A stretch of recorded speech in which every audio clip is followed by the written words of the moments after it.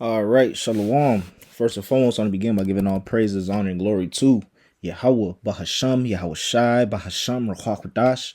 Double honors to the elders and apostles of Great Millstone. Well, peace, blessings, salutations to the full elect that is out there pushing, laboring, believing, listening on to this truth. All right, the title and topic of this lesson is going to be, all right, learn how to detach from the world. All right, learn how to, let go of the world and these worldly things, man. All right. Because once we come into this walk, we come into this truth, we completely forsake this world, right? We completely, detach and let go of, these worldly things, whether it's, having, a worldly type of mentality, being in that 2/3 mentality, you know, you know. So we have to be able to detach, man, and let go of this world. And that's one thing that you see that, it's hard for a lot of people, man, right? It makes me think about Lot's wife. All right, when the Lord was raining fire and brimstone right upon Sodom and Gomorrah. All right, Lot was leaving. They was instructed. Don't look back. Right, but Lot's wife ended up looking back, and she was turned to a pillar of salt.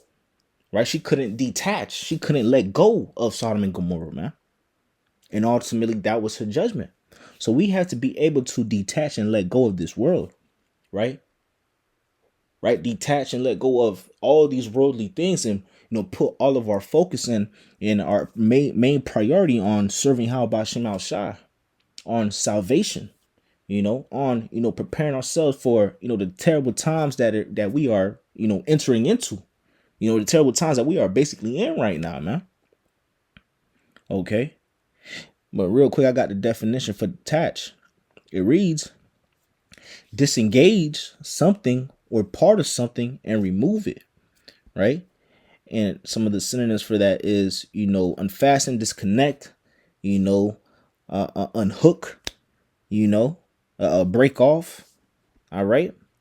And it says also, leave or separate oneself from a group or place. Okay. So we have to be able to, disengage, right? Separate ourselves. All right.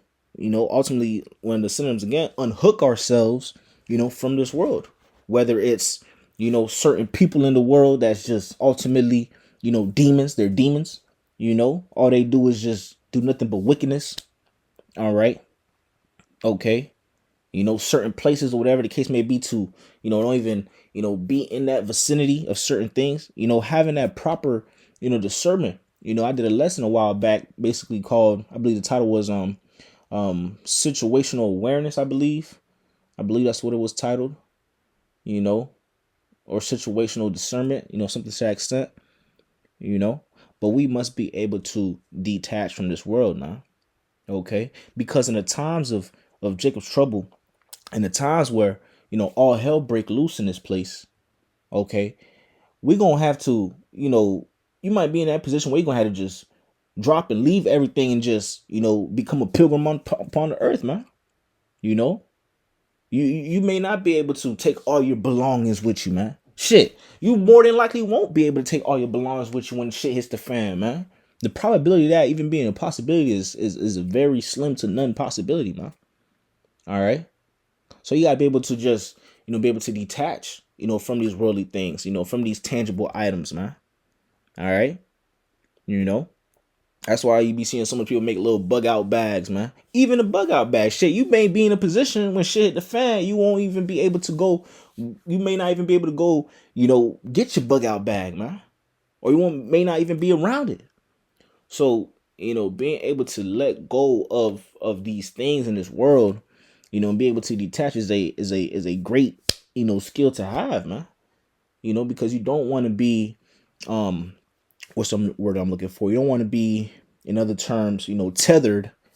You don't want to be tethered to the world. Okay. And matter of fact, let me do this. Right. I'm gonna get this because that's a great word for it. Right. Tethered. And before I even go into that, let me grab this real quick. It's the second Ezra, the 16th chapter, verse 40, and reads, "O my people, hear my word. make you ready to thy battle, and in those evils be even as pilgrims upon the earth. And that's what we're gonna be like, right? We're gonna be like pilgrims upon the earth, right? Traveling from one place to another. You could look at it like I guess you could say like Fortnite.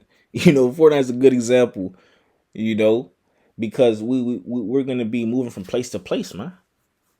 In the time of Jacob Trouble, you see that in these apocalyptic type movies, these end of the world scenario type movies, man. Right, like the Book of Eli, for example. The Walking Dead is another good example, right? Because you see they're constantly having to go from place to place, right? And let me go back to this real quick, right? Tethered, right? Let me get this right here, right? It says tie an animal with a rope or chain so as to restrict its movement. Let me see what else it got. A smartphone order to connect the computer. Something that's tied up.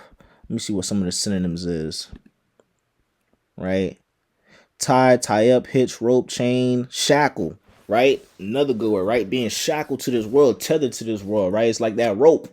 You gotta be able to, cut that rope off from this world and be able to let it go, man.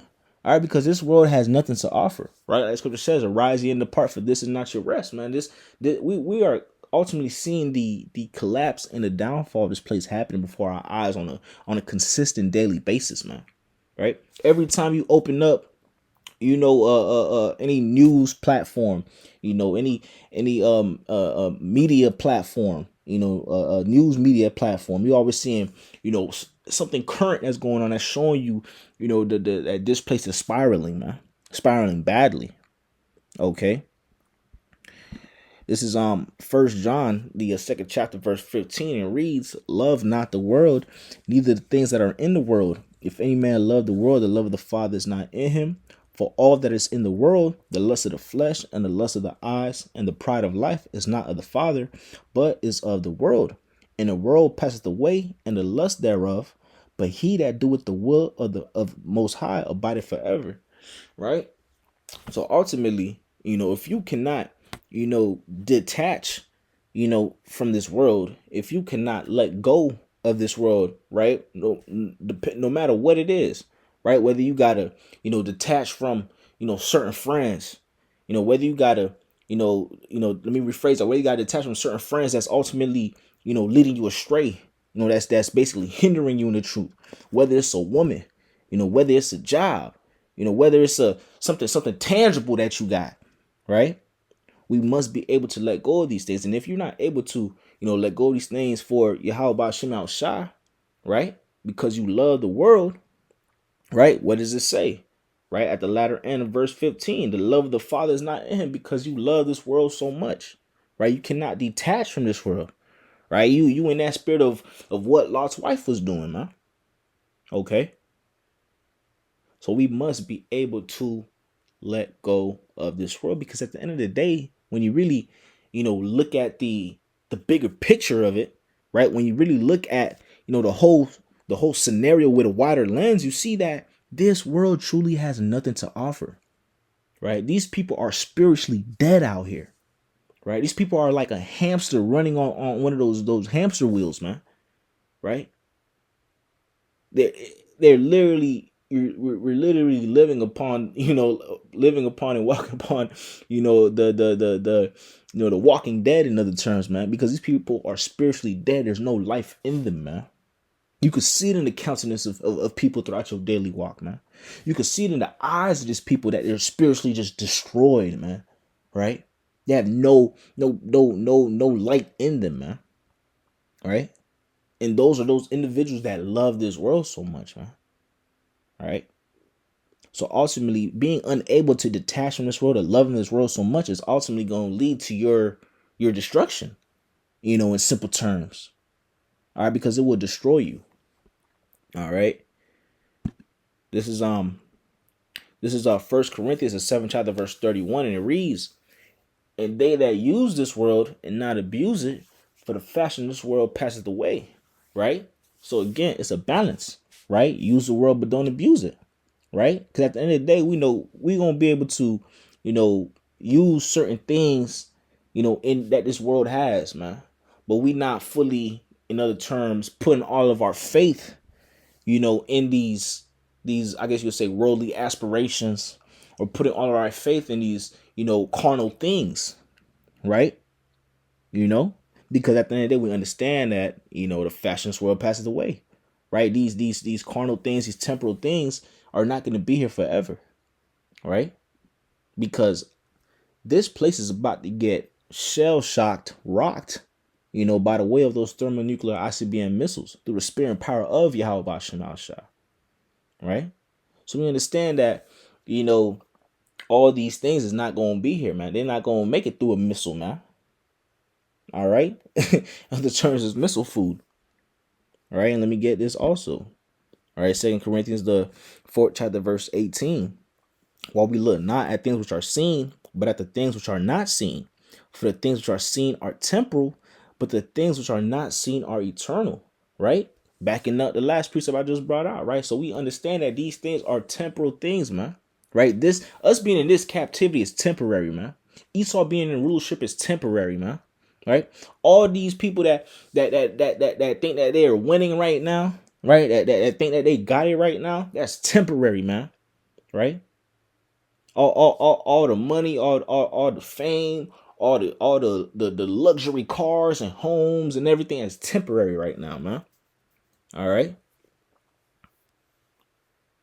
And it's a spirit too, because as I'm making this lesson, a wallpaper, not even wallpaper, but like a screensaver popped up, on one of my monitors here, and it shows you, a video or a picture of what seems to be like either like a major city, kind of looks like New York a little bit, I'm not sure, but it shows you like an aerial view of a major city, man, right? And all that's about to be missile food, man. All right, it's about to be rubbish. Okay. That's what's getting ready to happen, man. Okay. So we have to be able to let go of this place, detach from this place, understand that the things of this place is temporary. It's not going to be here forever. All right. And put our mind and our eyes, all right, and our energy in serving Yahweh Shema Shah, on getting salvation, doing what's required of us to be, found pleasing in the sight of Yahweh Shema Shah, man. All right. Because, we have, examples in the scripture like Lot's wife, right? That couldn't let go, right? That couldn't let go of Sodom and Gomorrah, ultimately got judged and turned into a pillar of salt. And on this side, right, in this current time, those that can't let go of this wicked kingdom, right? Those that love the world so much, right? They're going to be caught up in that, in that missile fire, man, right? In the fire of those missiles, man. All right. And you see that happen with a lot of individuals that, that fall out of this truth, man, and go back into the world, right? Because they never truly were able to detach, right? Or let go of the world, right? They were still tethered, to the world. Okay. So we have to make sure that we are completely untethered, right? You cut that rope, that tethered, that tether to the world, completely detach and let go, and put all of our might, all of our focus, be tunnel vision in serving Yahweh Shema Shah in the kingdom, man. Because at the end of the day, that's all that matters. All right. As the scripture says, the whole duty of man is, to fear the Lord and keep his commandments, man. It's to serve the Lord and keep his commandments, Salakia. All right. But nevertheless, right, this just goes to show you the times that we are in right now, man. And this is a time more than ever to really, make sure that we are all in, with Yahweh Shema Shah. This is not the time for doubt, second guessing, still being tethered to the world, right? This is time to be all in with Yahweh Shema Shah. But, I'm going to close out with that. Lord willing, this lesson was, edifying, unto the elect of Israel. With that being said, I want to give all praises, honor, and glory to Yahweh, Bahasham, Yahweh Shai, Bahasham, Ruach Kodash. Double honors to the elders and apostles of Great Millstone Ruel. Peace, blessings, salutations to the full elect that is out there pushing, laboring, believing, and listening on to the truth with heart sincerity. Until next time, shalom and ball, Kwame Sharala, shalom.